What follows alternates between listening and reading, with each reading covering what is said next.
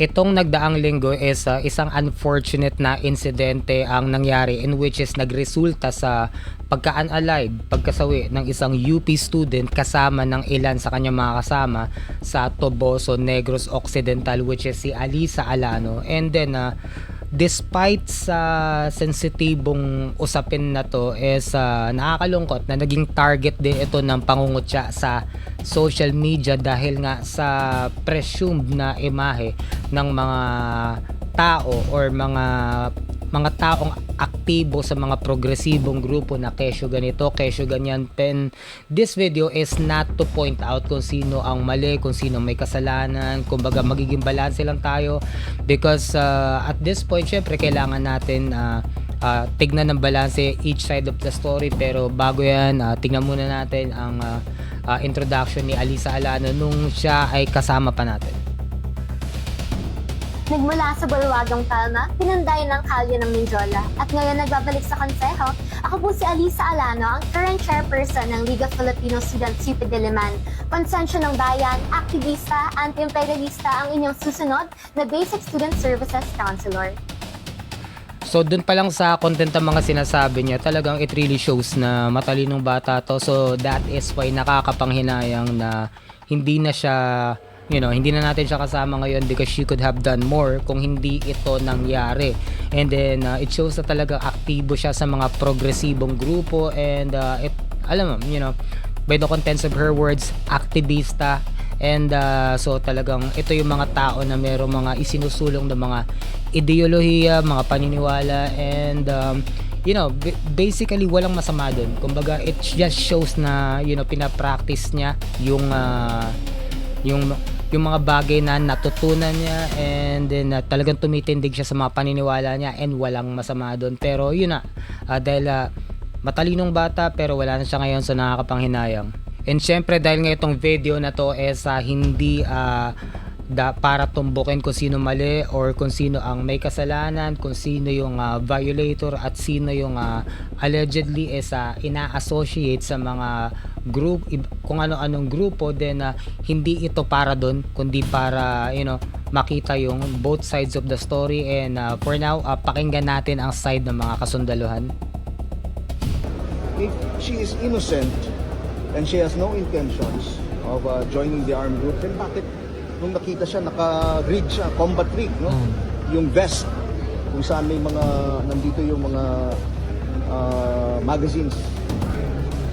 So according sa statement ng official ng AFP is if she has no intention, then bakit she was in a combat rig. So according sa and again, hindi ito para tumbukin kung sino yung may mali, pero dahil nga official na pahayag to ng isang official ng AFP, then by constitution and sa mata ng batas, then this is an official statement, then we consider this as truth.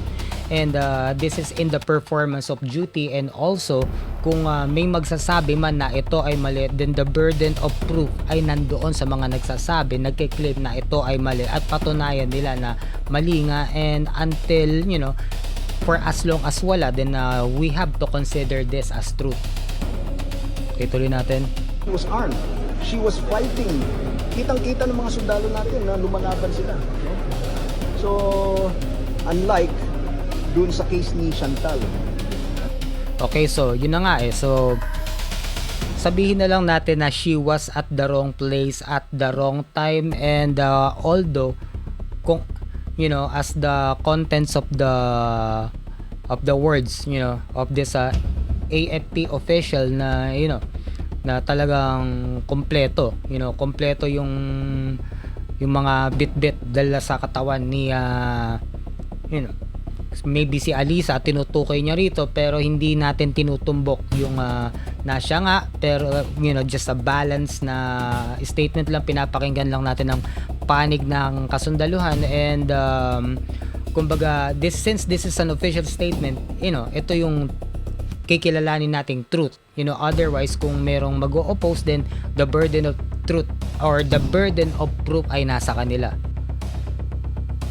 At dahil nga dito sa unfortunate incident na to is naglabas na rin ng official statement ang pamahalaan ng University of the Philippines, and they called the Philippine government to account on the what happened kay Alisa Alano and kasama yung mga kasama niya, and they demand na magkaroon ng transparent and impartial investigation doon sa insidente. And also they want to challenge the official statement ng Armed Forces of the Philippines, especially their narrative na Alisa Alano was one of the combatants of the NPA, and they challenge it with fact-finding na sana magkaroon ng investigation in which ganun talaga dapat ang mangyari, dahil katotohanan lang naman ang makakasolve dito. And since given the available information that we have at the moment, in which based sa mga available na impormasyon na meron tayo sa mga oras na ito, based dun sa official statement naman ng Armed Forces of the Philippines, since their statement is based on on the performance of duty,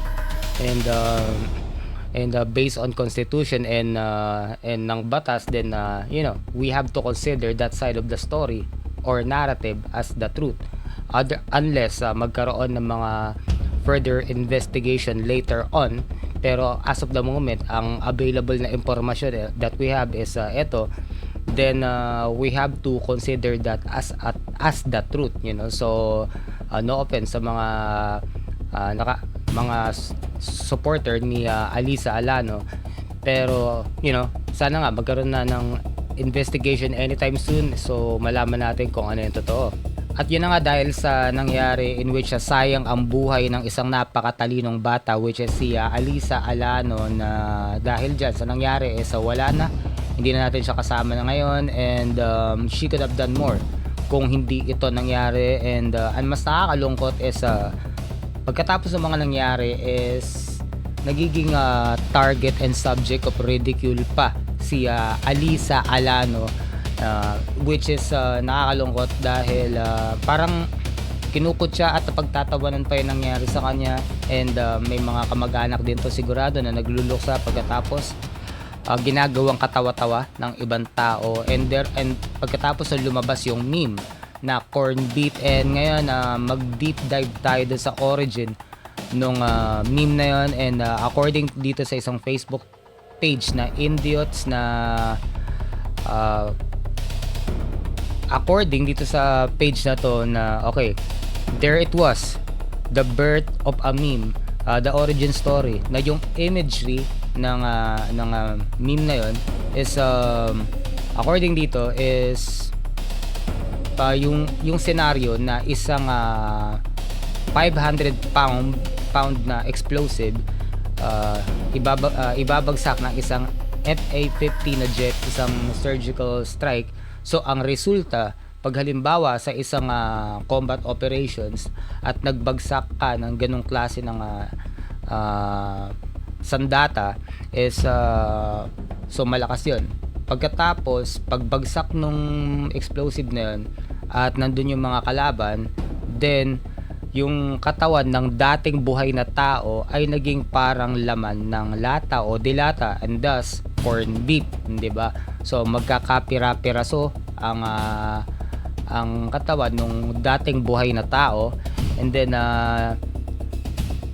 yun, so mangyayari parang gutay-gutay. Alam niyo na siguro kung ano itsura ng corn beef sa loob ng dilata pag binuksan nyo, sa hiwa-hiwalay, talagang pira-piraso, and hindi mo na malalaman kung anong part doon is yung kamay, katawan, talagang parang halo-halo na. And then so para kang nagluluto ng tortang Carne Norte, na talagang pagka bumagsak yung explosive na yun, then yun na nga. So basically dito is dinidescribe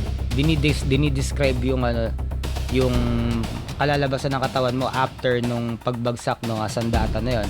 And ang irony na yung taong naglabas nung description na yun is isang human rights advocate. Dinidescribe niya kung ano ang mangyayari sa katawan ng isang tao pagka napasama siya dun sa site nung explosion. And ang nangyayari is dinescribe niya, and ang description niya is corn beef.